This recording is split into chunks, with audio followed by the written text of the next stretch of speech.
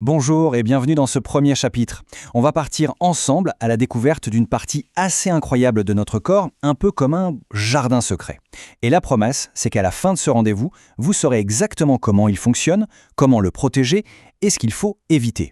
L'idée, c'est d'en prendre soin avec confiance et surtout avec beaucoup de douceur. Allez, c'est parti pour la visite. Voilà, tout est dit dans cette phrase, en fait. Elle est tellement juste.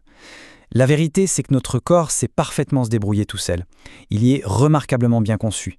Notre rôle, ce n'est pas de le nettoyer à outrance, mais simplement de ne pas l'embêter, de collaborer avec lui plutôt que de le combattre. Donc l'objectif de ce moment qu'on passe ensemble, il est tout simple. C'est de comprendre pour pouvoir agir. Agir comment ? Avec douceur et efficacité.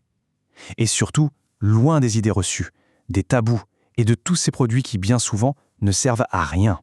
Alors, on commence notre visite par le jardin féminin. Et là, il y a une chose absolument essentielle à comprendre tout de suite. Il y a deux zones bien distinctes. Et ces deux zones ont des besoins, mais alors complètement différents. C'est vraiment la première clé pour tout comprendre. Bon, d'abord, il y a l'extérieur. Ce qui est visible, ça s'appelle la vulve. Pour bien se la représenter, imaginez la peau de votre visage. C'est exactement ça. C'est une zone douce, sensible, et qui a simplement besoin d'un lavage délicat, de l'eau ou un savon tout doux, et c'est tout, vraiment. Et puis, il y a l'intérieur, le vagin. Et là, attention, c'est là que se cache un super pouvoir assez incroyable, il se lave tout seul. Oui, vous avez bien entendu, il est auto-nettoyant. Ce qui veut dire qu'il n'a besoin d'absolument aucune aide. Zéro lavage interne. C'est une idée, mais fondamentale.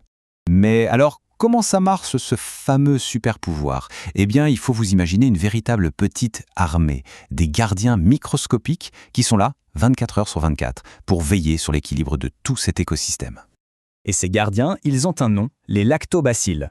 Ce sont les bonnes bactéries, nos meilleurs alliés en fait. Il y en a des milliards et elles n'ont qu'une seule et unique mission, protéger leur maison. Et vous allez voir, leur méthode de travail est juste fascinante. C'est un plan en 3 étapes. Première étape, nos gardiens mangent du sucre et le transforment en quelque chose qui s'appelle l'acide lactique. Deuxième étape, cet acide, il va créer un environnement acide et donc protecteur. C'est comme un bouclier invisible. Et troisième étape, la conséquence logique, grâce à ce bouclier, les mauvais microbes, les intrus, ils ne peuvent tout simplement pas s'installer. C'est un système de défense ingénieux et complètement naturel. Alors attention, ce jardin secret, il n'est pas exclusivement féminin, loin de là. L'écosystème intime masculin a lui aussi ses particularités, ses propres règles du jeu. Et elles sont souvent méconnues alors qu'elles sont tout aussi importantes à comprendre. Il y a 3 choses vraiment importantes à savoir. La première, la peau à cet endroit est exceptionnellement fine et délicate. Beaucoup plus que sur le reste du corps, donc plus fragile. Deuxièmement, il y a ce système de refroidissement naturel. Les testicules sont maintenus à 34 degrés, un peu plus bas que le reste du corps. Et cette température, plus la transpiration, ça peut créer un milieu un peu humide, parfait pour les champignons. Et enfin, troisième point, parlons du smegma. C'est un phénomène absolument normal. Le smegma, qu'est-ce que c'est ? C'est juste une accumulation de sécrétions tout à fait naturelles. Ce n'est pas sale et ce n'est pas du tout un signe de mauvaise santé, c'est normal. Par contre, ce qui est indispensable, c'est de nettoyer cette zone tous les jours, simplement avec de l'eau, pour éviter que ça ne macère et que ça finisse par créer des irritations. Maintenant qu'on a vu comment ça marche, une question se pose. Qu'est-ce qui peut dérégler cette belle mécanique ? Eh bien que ce soit pour le jardin féminin ou masculin, le danger vient souvent de gestes qu'on croit bien faire. On va donc voir ensemble les 7 grands ennemis de cet équilibre si fragile. Allez, on les passe en revue. Numéro 1, et c'est vraiment l'ennemi public numéro 1, les douches vaginales. Elles détruisent littéralement nos gardiens. Numéro 2, les savons trop agressifs qui décapent le film protecteur. 3, les parfums et autres déodorants intimes. Mauvaise idée, ça irrite. 4, les sous-vêtements en synthétique qui empêchent la peau de respirer et gardent l'humidité. Ce qui nous amène au numéro 5.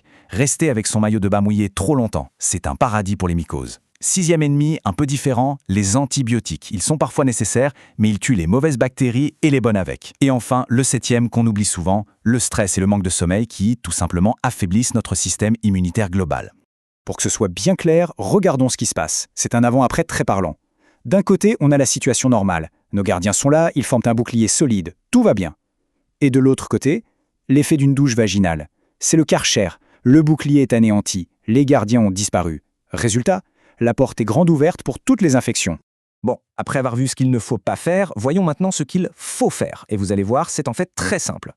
Voici une petite checklist des gestes clés pour devenir le meilleur gardien de son propre jardin secret. Ok, on récapitule. La routine de base, c'est ça. Règle d'or, la numéro 1, à ne jamais oublier, on ne lave jamais l'intérieur du vagin. Jamais. On lave juste l'extérieur, la vulve, simplement à l'eau ou avec un savon sur gras tout doux. Ensuite, on sèche, mais délicatement, en tapotant, pas en frottant. Pour les hommes, on pense au nettoyage quotidien sous le prépuce. Et un conseil qui vaut pour tout le monde, on fuit les produits parfumés et on privilégie les sous-vêtements en coton. C'est simple, non? Maintenant, il y a un point important. Le corps est bien fait, on l'a vu, mais il faut aussi apprendre à l'écouter. Parfois, il envoie des signaux d'alerte, et ces signaux-là, il ne faut surtout pas les ignorer. Ils veulent dire qu'il est temps de demander un avis médical. Si l'un des symptômes suivants apparaît, on n'attend pas. On consulte. De quoi on parle? D'une fièvre supérieure à 38,5 avec des douleurs dans le bas du ventre, de saignements qui arrivent en dehors de la période des règles, d'une douleur soudaine très forte dans un testicule, de la présence de sang dans les urines, ou encore d'une plaie qui saigne ou qui grossit. Dans ces cas-là, on ne cherche pas de solution sur Internet, on prend rendez-vous.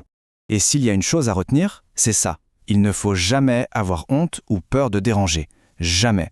Le moindre doute, la moindre question, on consulte. C'est simple. Il vaut 1000 fois mieux consulter pour rien que de laisser un vrai problème s'installer à cause d'une gêne. Bien sûr, il est important de rappeler que ce que l'on voit ensemble, ce sont des informations pour mieux se comprendre. Ça ne remplace en aucun cas un avis médical. Si vous avez le moindre doute, le bon réflexe, c'est toujours de consulter un professionnel de santé. Finalement, la clé de tout, elle est là. En comprenant ces quelques mécanismes, qui sont finalement assez simples, on apprend à faire équipe avec son corps. On apprend à lui faire confiance et à lui offrir ce dont il a vraiment besoin. Juste de la douceur et beaucoup de respect. Voilà pour cette première exploration. Maintenant que les bases sont posées, on va pouvoir passer à la pratique. Dans le prochain chapitre, on verra ensemble comment mettre en place la routine de toilette idéale, celle qui prend soin de nous en moins de 2 minutes par jour. Alors, je vous dis à très bientôt pour la suite.